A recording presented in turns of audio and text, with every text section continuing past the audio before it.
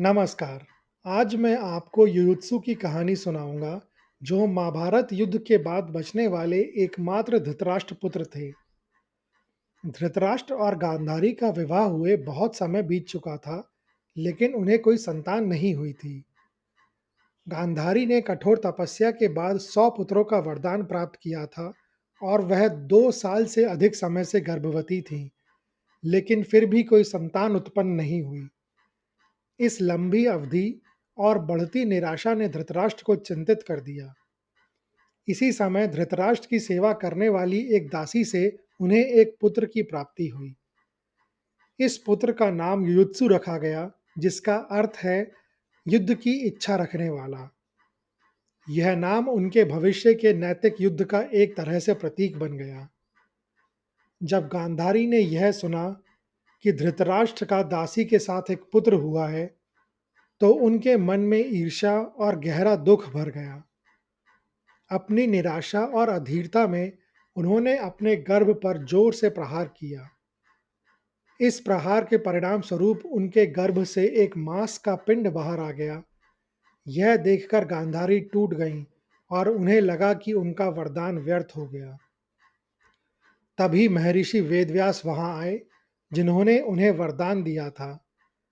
व्यास ने गांधारी से कहा कि उनका वरदान व्यर्थ नहीं जा सकता। उन्होंने उस मांस के पिंड को 101 भागों में विभाजित करवाया और उन्हें घी से भरे हुए 101 घड़ों में रखवाया। इन घड़ों में से ही 100 कौरव और उनकी एकमात्र बहन दुशला का जन्म हुआ। इस तरह जहां युयुत्सु का जन्म एक स्वाभाविक प्रक्रिया से हुआ, वहीं उनके सौतेले भाइयों का जन्म एक दैवीय हस्तक्षेप और निराशा के कारण हुआ। यह घटना युयुत्सु के नैतिक चरित्र और कौरवों के अहंकार के बीच के मूलभूत अंतर को दर्शाती है और उनके पूरे जीवन में स्पष्ट रूप से दिखाई भी देती है। युयुत्सु का बचपन और युवा अवस्था अपने अहंकार भाइयों के साए में बीता। वे जानते थे कि कौरवों के मन में पांडवों के प्रति गहरी ईर्ष्या और नफरत है। वे एक तरह से अपने ही परिवार में एक मौन साक्षी बन गए। युयुत्सु का जीवन अपने भाई बहनों के बीच एक अलग ही कहानी कहता है। हालांकि वे धृतराष्ट्र के पुत्र थे, लेकिन उनका स्थान कौरवों जैसा नहीं था। कौरवों के बीच रहकर भी वह उनके जैसे नहीं थे। उनका जन्म उन्हें उनके 100 भाइयों के समूह से अलग कर देता था और यही कारण था कि वे अपने भाइयों के अहंकार, ईर्ष्या और गलत फैसलों को एक तटस्थ नज़र से देख पाते थे। वे एक मौन साक्षी की तरह राजमहल की हर घटना को देखते और समझते थे। उनके जीवन का सबसे बड़ा नैतिक संघर्ष जुआ के खेल के दौरान सामने आया। जब दुर्योधन ने पांडवों को जुए के खेल में बुलाया और छल से एक-एक करके उनकी सारी संपत्ति, राज्य और अंत में द्रौपदी को भी दांव पर लगा दिया, तो युयुत्सु ने इस पूरे घटनाक्रम को देखा। उन्होंने देखा कि उनके भाई किस तरह अधर्म का सहारा ले रहे थे। जब दुशासन ने भरी सभा में द्रौपदी का अपमान किया, तो युयुत्सु की आत्मा को गहरी पीड़ा हुई। वे विदुर के साथ थे, जिन्होंने इस अन्याय का विरोध किया, लेकिन उनकी बात को अनसुना कर दिया गया। युयुत्सु ने इस घटना के बाद अपने भाइयों के साथ कभी भी सहज महसूस नहीं किया। उनके लिए परिवार का सम्मान धर्म से बड़ा नहीं था। युयुत्सु जानते थे कि कौरवों का यह मार्ग विनाश की ओर ले जाएगा।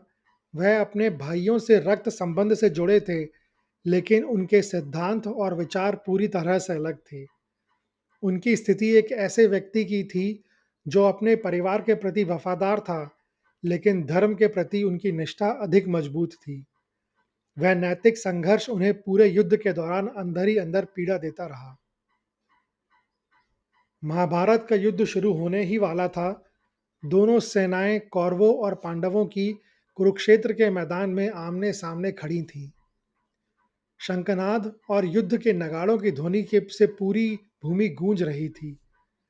योद्धा अपने अपने रथों पर खड़े थे और वातावरण में एक असहनीय तनाव था।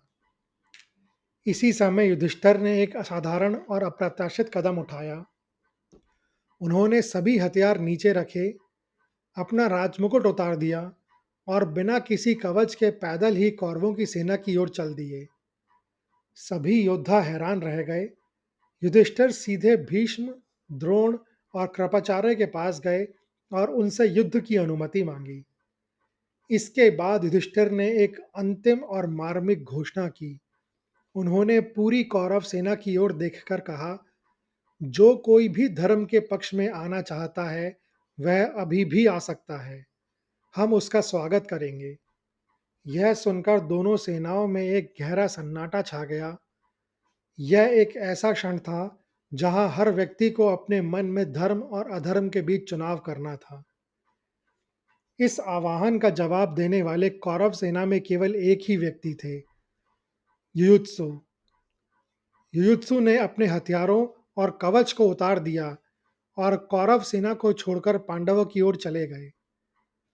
उनके इस कदम ने उनके भाइयों को हैरान और क्रोधित कर दिया। यह सिर्फ एक पक्ष बदलने का कार्य नहीं था, बल्कि यह अन्याय और अधर्म के खिलाफ एक सबसे बड़ा विद्रोह था। उन्होंने अपने भाइयों, अपने परिवार और अपने कुल का मोह त्याग दिया और धर्म के पक्ष में खड़े होने का फैसला किया। जब युयुत्सु पांडवों के पास पहुंचे, तो युधिष्ठिर ने उन्हें गले लगा लिया। उन्होंने कहा, तुम्हारे इस साहसी निर्णय ने हमें बहुत प्रसन्न किया है। तुमने दिखा दिया कि धर्म सर्वोपरि है। युद्ध के दौरान युयुत्सु ने कोई हथियार नहीं उठाया। उन्हें पांडवों द्वारा युद्ध की रणनीति और रसद संभालने का काम दिया गया। उन्हें पांडवों के लिए सूचनाएं देने और युद्ध के नियमों का पालन सुनिश्चित करने की जिम्मेदारी दी गई। इस तरह वह पूरे युद्ध में जीवित रहे और एक तरह से कौरव वंश के नैतिक उत्तराधिकारी बन गए। युद्ध समाप्त होने के बाद युयुत्सु उन कुछ गिने चुने योद्धाओं में से एक थे जो जीवित बच गए थे। महाभारत का युद्ध समाप्त हो चुका था, लेकिन पांडवों की जीत खोखली थी। उन्होंने अपना राज्य तो वापस पा लिया था, लेकिन इस जीत की कीमत बहुत बड़ी थी। उनके अपने भाई, रिश्तेदार और मित्र युद्ध में मारे जा चुके थे। हस्तिनापुर अब विजेताओं का नहीं, बल्कि शोकग्रस्त लोगों का शहर बन गया था। युधिष्ठिर युद्ध के अपराध बोध से बहुत दुखी थे। वे जानते थे कि उनका जीवन राजपाट में नहीं, बल्कि तपस्या में है। जब पांडवों ने अपने महाप्रस्थान यानी कि अंतिम यात्रा पर जाने का निर्णय लिया, तो हस्तिनापुर का राज सिंहासन खाली नहीं छोड़ा जा सकता था। तब युधिष्ठिर ने अर्जुन के पोते परीक्षित का राज्याभिषेक किया, जो अभी एक छोटे बालक थे। यह तय करना कि परीक्षित के वयस्क होने तक राज्य कौन संभालेगा, इस महत्वपूर्ण जिम्मेदारी के लिए युधिष्ठिर ने एक असाधारण और अप्रत्याशित फैसला लिया। उन्होंने अपने भाइयों या किसी अन्य पांडव समर्थक को चुनने की बजाय युयुत्सु को चुना। युधिष्ठिर को उन पर पूरा भरोसा था, क्योंकि युयुत्सु ही एकमात्र ऐसे कौरव थे जिन्होंने धर्म और न्याय का साथ दिया था। युधिष्ठिर ने युयुत्सु को बुलाया और कहा, तुम्हें ही हस्तिनापुर का संरक्षक बनना होगा। तुमने अपने जीवन में हमेशा धर्म का पालन किया है। मैं जानता हूं कि तुम इस राज्य की रक्षा करोगे और परीक्षित का एक महान राजा बनने तक मार्गदर्शन करोगे। युयुत्सु का एक राज्याभिषेक केवल एक राजनीतिक नियुक्ति नहीं थी, बल्कि यह धर्म की अंतिम जीत का प्रतीक था। जिस कौरव परिवार ने अपने अहंकार में सब कुछ खो दिया था, उसी का एक सदस्य अब उस साम्राज्य को बचाने के लिए चुना गया था। यह युयुत्सु के जीवन की सबसे बड़ी उपलब्धि थी। जिस परिवार ने उन्हें कभी महत्व नहीं दिया, उसी परिवार के वंश को बचाने की जिम्मेदारी उन्हें दी गई। उन्होंने अपने भाई भतीजों के सभी पापों के बावजूद उनके वंश को समाप्त नहीं होने दिया। उन्होंने न्याय और धर्म के साथ शासन किया और परीक्षित को एक महान राजा बनने में मदद की। युयुत्सु का शासन नैतिकता और न्याय का एक नया अध्याय था, जिसने कौरवों के पापों से दूषित हुए हस्तिनापुर को फिर से शुद्ध किया। युयुत्सु जीवन का एक मौन योद्धा, एक नैतिक व्यक्ति और एक ऐसे राजा का उदाहरण है जिसने अपने कुल के पतन को देखा लेकिन खुद को उस पतन से बचा लिया। उनकी यह कहानी यह दर्शाती है कि आपका जन्म किसी भी परिवार में हो, लेकिन आपके कर्म ही आपके भाग्य का निर्माण करते हैं। यह कहानी सुनने के लिए धन्यवाद। अगर आपको यह कहानी अच्छी लगी हो तो कृपया इस वीडियो को ज़्यादा से ज़्यादा लोगों के साथ शेयर करें, लाइक करें व चैनल को सब्सक्राइब करें। कमेंट्स बॉक्स में लिखें जय श्री कृष्ण।